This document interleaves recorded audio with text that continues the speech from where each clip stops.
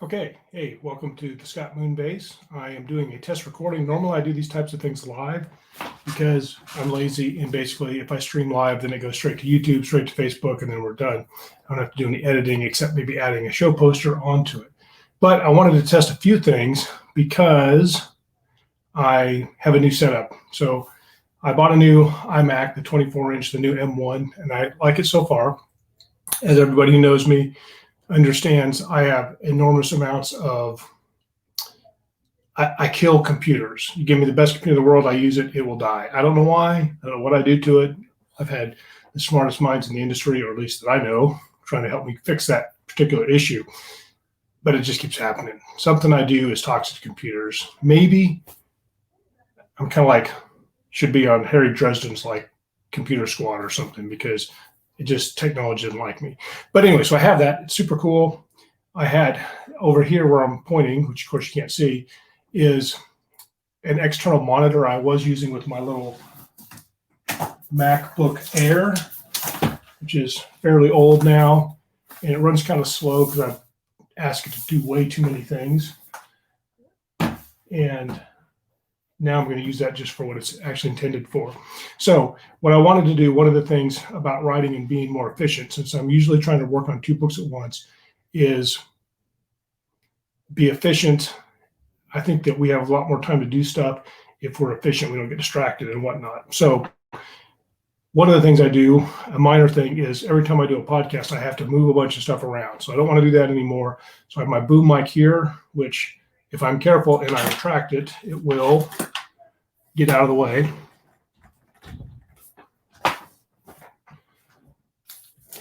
If I'm not careful with it, it knocks the monitor off. So look for that piece of destructive news at some point in the future. In the center right here is the camera.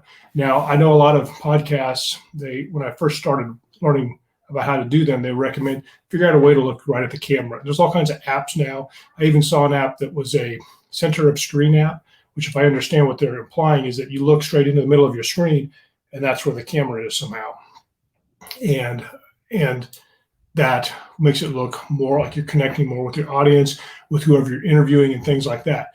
Now, it is kind of hard, I've always found, to act natural and just look at this camera while I'm talking to people. Like now I can do it kind of because I'm talking in a more abstract manner. But when I have guests, I always want to look at what they're doing. Or I will look over at the live chat and I'll type a little message back to whoever's in the live chat. And I love that type of interaction. That's the whole point of doing it. I've also seen a lot more podcasts and, I guess vlogs is more what we're talking about, where the camera's just off to the side, just not even worrying about looking at that, just acting natural. I think acting natural is great. We should do that as well. So what I thought I would do is I'd record this without trying to be too self-conscious, and then I'll look at it afterwards and see what kind of screwy camera angles if my lighting is terrible. I have some, it was called the Cowboy Lighting Package back like 3 or 4 years ago, and it was like $250. It had everything, including stands and these big lights you had to put together. It was a huge pain in the butt, I'll be really honest. But now you can buy these lights that are about the size of a phone, and you can like set them to be cold, cooler or warmer, less intense, more intense. They go on a little stand, then you can pick them up and just put them away when you're done, and they're super cool.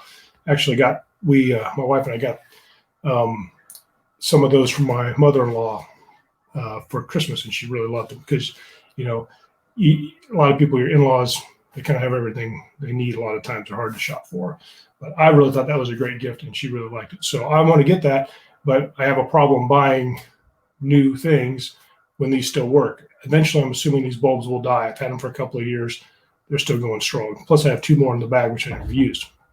So what I'm going to do now is I'm going to, at some point, I want to start doing like a live streaming, or at least try it out, where like I work on a book and stream live.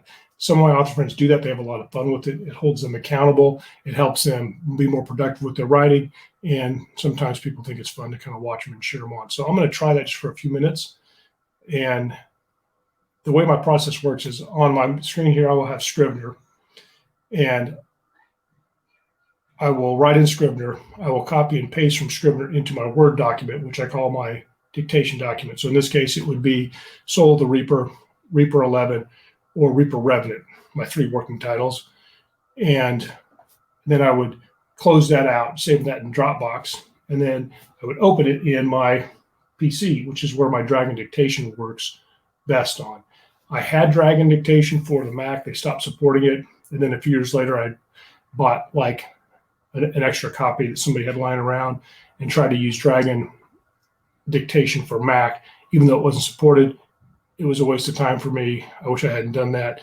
And then I also do a lot of Dragon dictation on Dragon Anywhere, which since Scrivener syncs to my phone, I can, as long as I close and sync everything, then I can copy and paste it into Dragon Anywhere. I dictate it, I put it back in to Scrivener, and then close it, sync it, and then I open it up on my main computer, and it's all there. There's pros and cons to each. One's obviously more mobile than the other. So this is the boring part, I guess, is I kind of try to make a few things, do a few actual workflow stuff. If you're interested in how I write, I'm not the most productive writer, but I am pretty productive and pretty consistent. I usually at least get close to my deadlines. I'm usually writing 2 books at once. I think this year it's end of August. I have a little over 500,000 words done. I know lots of people who do a lot more, but that averages out to about 2 hours, 45 or 2.45, whatever that is, 2 3/4. I don't know. Just let's stop with math. I do a little less than 3 hours a day on average because I should keep track of my time. And I do a little over 2,000 words a day on average. Now, yesterday I did 4,800 words. A couple days before that, see, I have my spreadsheet right here. I'll look at it real quick. I did 567, did 852. And several days, those are my work days. I oftentimes don't get as much work done. And then I work 4 10.5-hour shifts at my job. So I work a little over 42 hours a week, unless I get overtime, which I do. And then I have 3 days off. So on my days off, I'm moving the spreadsheet here. It's very complicated. Let's see. Come on, spreadsheet. So like on the 21st, I did 6,800 words. On the 22nd, I did 5,800 words. On the 23rd, I did 4,267 words. You're seeing a trend here. You start to get fatigued, or you start needing to do more revision. As you throw up big word counts, you got to go back and clean it up a lot of times. On the 24th, I did 3,252 words. That's over 2 projects. A couple of those other big days, I actually got to work on 3 projects, which is not always the best practice. But sometimes if I just get to the point where I can't do any more on the thing that I'm really doing, I start out loving it. You put 4 hours into it and you're just tired and you're not feeling the flow. Sometimes flip into a new project will be fun, and then you get some more words. It's a win-win. And then I go into those days I mentioned before where they're short. Yesterday, what was yesterday? Was yesterday Saturday? Yes. So I work nights, and so Friday's my first day off, but I usually have kind of a sleep flip where sometimes I'm productive, sometimes I'm not. On Saturday, I did 4,552 words, and I needed 4,000 to stay on track to finish The Last Reaper number 11 by September 1st. And then we can start editing it and do all the post-production stuff and get it ready for launch, which I'm very excited about. So here's what we're going to do. And I guess I could edit this down, break it up into other things if this is super tedious or whatever. If you're a huge fan of The Last Reaper, there could be some spoilers. They won't make any sense at all, probably, because I'm like 75,000 words into the book. So first thing I'm going to do is I'm going to, and you can't see this, but I'm just going to describe it to you. I'm going to open the working title, Reaper Revenant, in Scrivener, and it pops right up on my computer. It's super fast, which makes me happy writer. I have several ways of outlining, but how I'm doing it right now is I outline in one document. If you know anything about Scrivener, you can break it up into sections. So do it in one section. I put brackets around each of my bullet points, and then when I complete a chapter, I make that its own section. And then so I always have so when I started out, I have like 36 chapters all on one page to make things sound simple. And I finish chapter 1, I break that into its own section. There's a reason for that. And then I work on 2 through 36. And when I finish 2, I make that its own section. Then I work on 3 through 36. And the reason is on my phone, I can copy it, paste it into Speechify, and listen to it. So I can listen to kind of the work in progress and the rest of my outline, which helps me stay on track. That's one of the things I do. And again, I do it differently every time. That's the most frequent way I do my writing, if you care or are interested in picking and choosing some things you might like for your own writing style. So now I'm going to copy that section, that last section. Oops, that's the wrong section. We're starting at 32 on this, and I will copy it.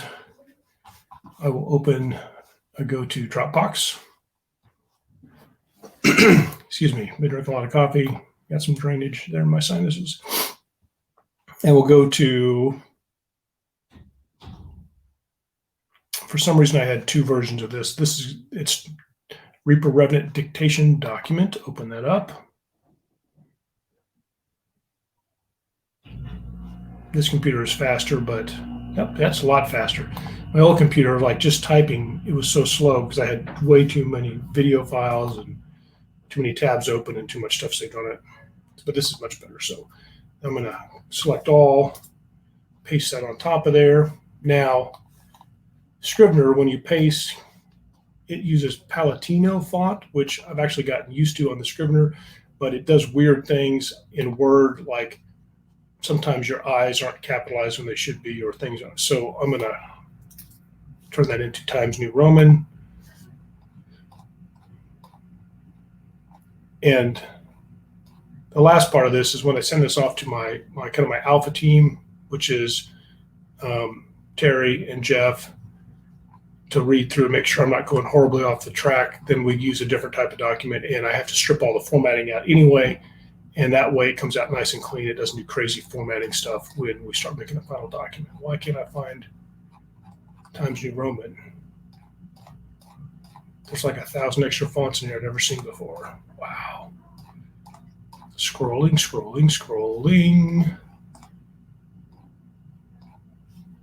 I don't understand why there's so many. Oh, I guess it starts over. There it is. TNR. One of my first editors would always, in the descriptions I found online, was like, must be formatted in 12-point font TNR. And I had to Google what is TNR, even though I've been using it for years. So that's in there. So now that is currently synced up with my Scrivener. I will save it, close it. I will close it. Take two. And then I'm going to wait a second. It's probably already saved, but I don't want to get super crazy. So the only weird part about the way I just reset up my desk is I can't run a remote mouse with my PC. I really should open up StreamYard here. Right now I have my spreadsheet up, so StreamYard, here we go. So I have this giant, what do you call it? Mechanical keyboard. I was going to say kinetic. It's a kinetic keyboard, but it takes 2 slots to fill it in, and then I have to have my dictation headphones,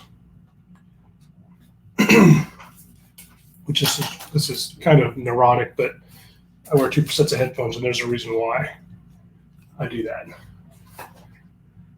I've tried lots of headphones and mics and blah, blah, blah to get this right. So now I'm going to go over here and reachy until I see if it looks like it is open in the right place. Where's that? Come on. Go into my thousands of writer files. Give me a break, computer. Aha, I see it.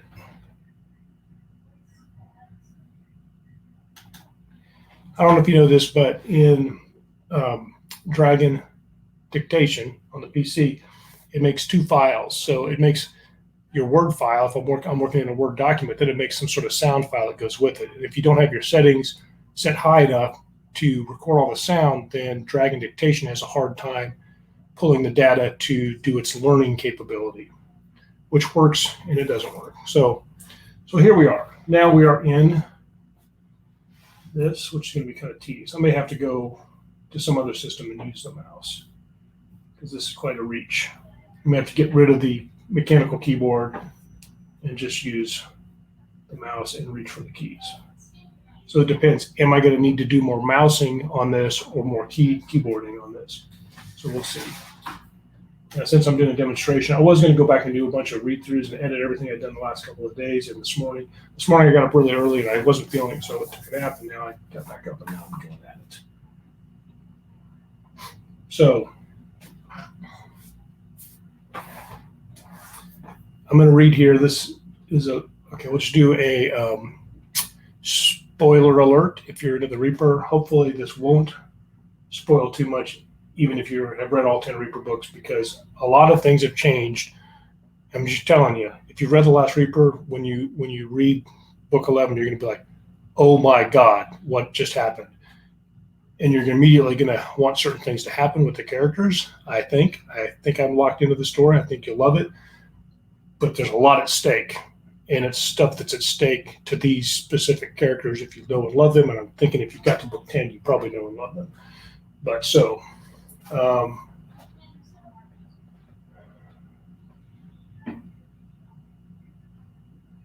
okay, I guess I'll read this. Spoiler alert, maybe. So in my story beat for this section, chapter 34, which might not be chapter 34 by the time it's in final production, it says Scheid, that's Dr. David Scheid, but you don't know that right now. And he calls himself General Scheid now, of course.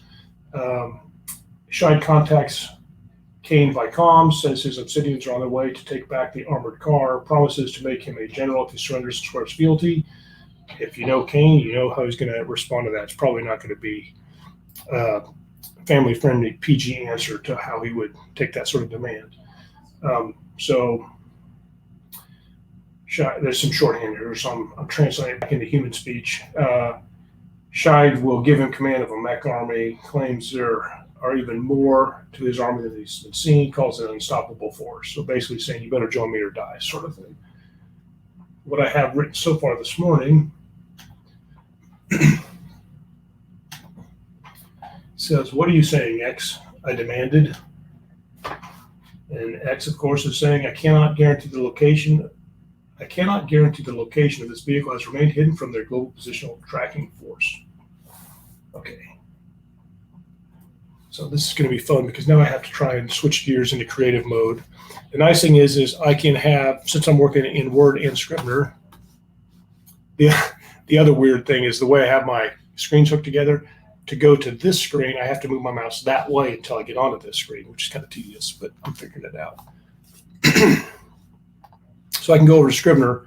I can look at any of my other chapters, any of my other books. I can look at my book synopsis. I can look at my character sheets and whatnot, which at this point is very necessary sometimes. What I find most useful is I can look at the end of what I wrote in the last chapter, even though it's not on this document. So where are we at? Let's see.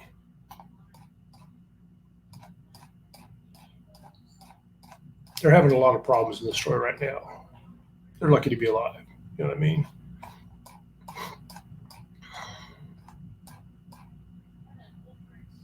How long have we been recording? Don't want to make this too crazy long. I don't know. I saw, oh, there it is, 19 minutes. That's not too bad. I can chop it up. Maybe, if I get super motivated. Okay. They watched the last scene talking about Kane's lineage. He's with Path, the Sword Saint, one of my favorite characters, obviously. That is probably a spoiler because you'll know if you watch this that at least he will find Path in trying to get the crew back together.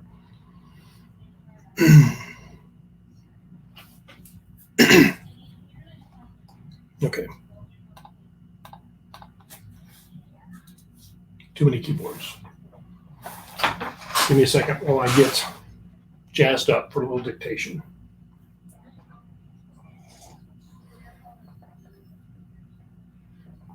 My coffee's very cold, by the way, so I can hold a cup like that.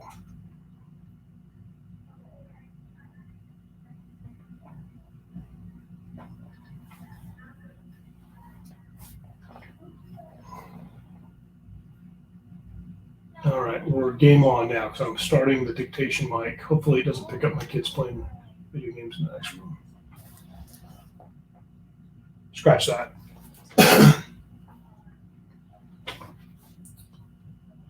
Select when, delete that. Open quote. What the hell am I paying for you, comma, X, question mark, close quote. I scanned the terrain, comma, looking for stealth elements, period. The obsidians were the worst combination of every danger I could face, period. Select obsidians, cap obsidians. Scratch that. Select obsidians. Choose 2. Choose 2. Insert after face, period. Not only did they have advanced technology, comma, much of it new and unknown to me or X, comma, but they had my exact DNA profile, period. What I didn't know, comma, was how many memories and skills we shared, period.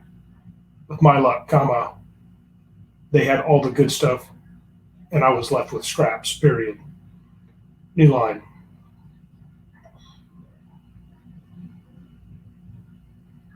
Open quote. You do not, comma, in fact, comma, pay me at all, comma, Reaper Cain. Correct Cain. Choose 1. Choose 1.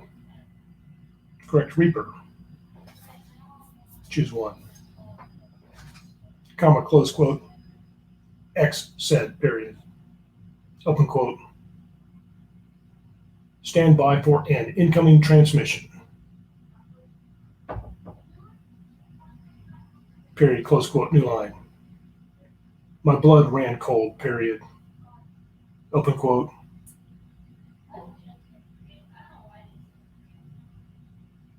How in this black galaxy can I get a transmission, comma, X question mark. If we were in the armored car, comma, that would be one thing, comma, microphone off. Can't remember if they're in the armored car right now. Yeah, I think they are. Otherwise, that opening sentence. So I said microphone off.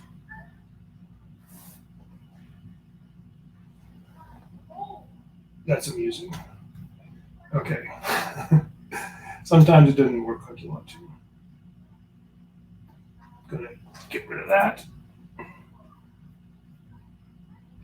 One thing for writers is when I do like manually type and fix things while in a dictation document, I always turn the microphone off because if you're quiet, you could still do it, but it tends to jack up the dictation in my experience. Maybe that's my imagination, but that's just what I do. So now I'm gonna turn the microphone back on. Forgot to set my timer.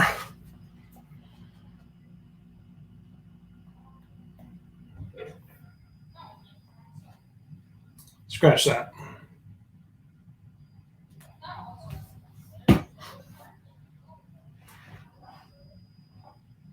My blood ran cold. Period. Warnings from my LAI always meant trouble, comma, but this one seemed like, scratch that. But this was happening fast, period. New paragraph. Insert after fast, period. Path was on high alert as well, comma, though it was difficult to tell with the sword saint, period. Correct saint. Choose 2. Was his calm demeanor, scratch that, scratch that. The man looked calm in the middle of battle, comma, or a storm, comma, or when a spaceship was going down on a planet getting pounded with incoming fire from the enemy, period. The fact that I had that in my memory for reference said a lot about our relationship, period. New line.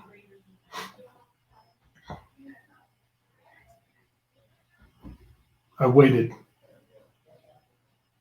seconds that felt longer, period. New line. Open quote. Do you hear me, comma, Kane? Question mark, close quote. Scheid said, period. His voice sounded distant and thin, like he was speaking from the afterlife, period. As crazy as this asshole was, comma, that was probably on purpose, period. New line. Open quote. I hear you, period, close quote. New line. Open quote. Are you sure you don't want to use one of your childish insults, comma, Reaper Kane? Correct, Reaper. Choose 2. Choose 1. Question mark, close quote. X37 asked, period. Open quote. I have an exhaustive list.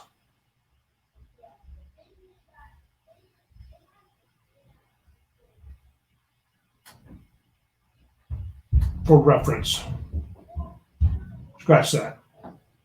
If you're feeling a bit tongue-tied, period, close quote, new line. Open quote, sure, comma, X, period.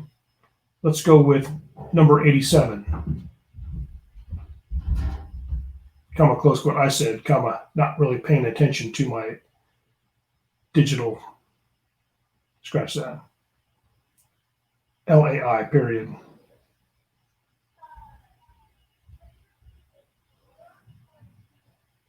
Seconds later, scratch that. A line of text immediately appeared in my HUD. Period. Insert before HUD. Native. Insert after HUD, period.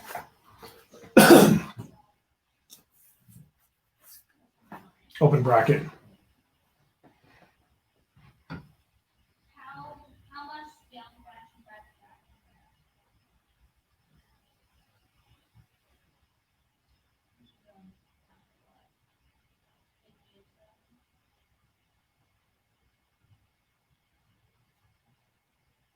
And so does your mom, period. Close bracket.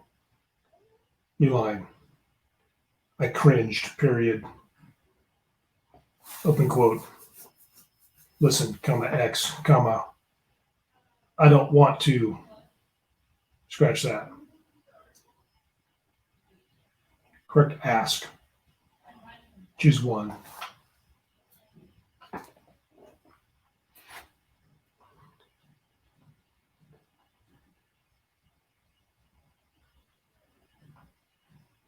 I'm not ready to go nuclear with this guy, period. Close quote, new line.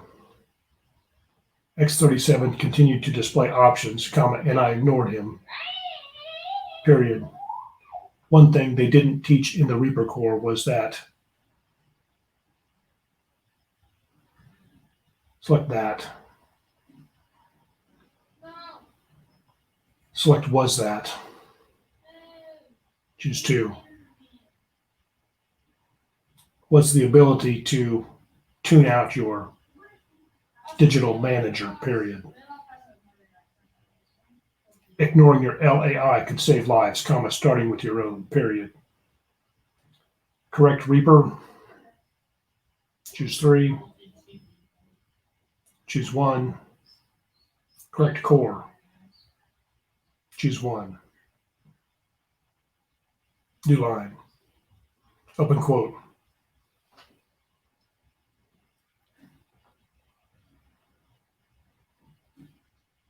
your limited artificial intelligence is outdated and highly modified, period. I'd expect you to be flying a junk starship by now, comma, and using whatever patched together armor and trash weapons you can find, comma. But a malfunctioning LAI is dangerous, comma, close quote, Scheid said, period. New line, open quote. And I suppose you would gladly repair him if I just turn over my neural interface, question mark, close quote, new line, open quote. Don't get smart with me, comma, Kane, period. You're making a mistake by fighting me, period.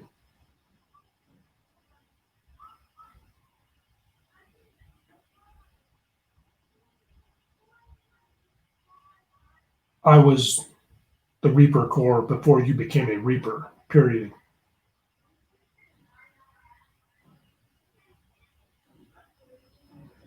Correct Reaper. Choose 3. Choose 1. Correct Reaper. Choose 4. Choose 1.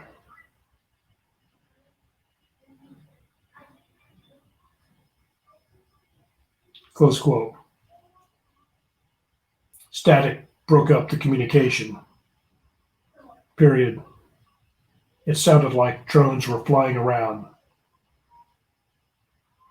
in the, scratch that, in the comms, period.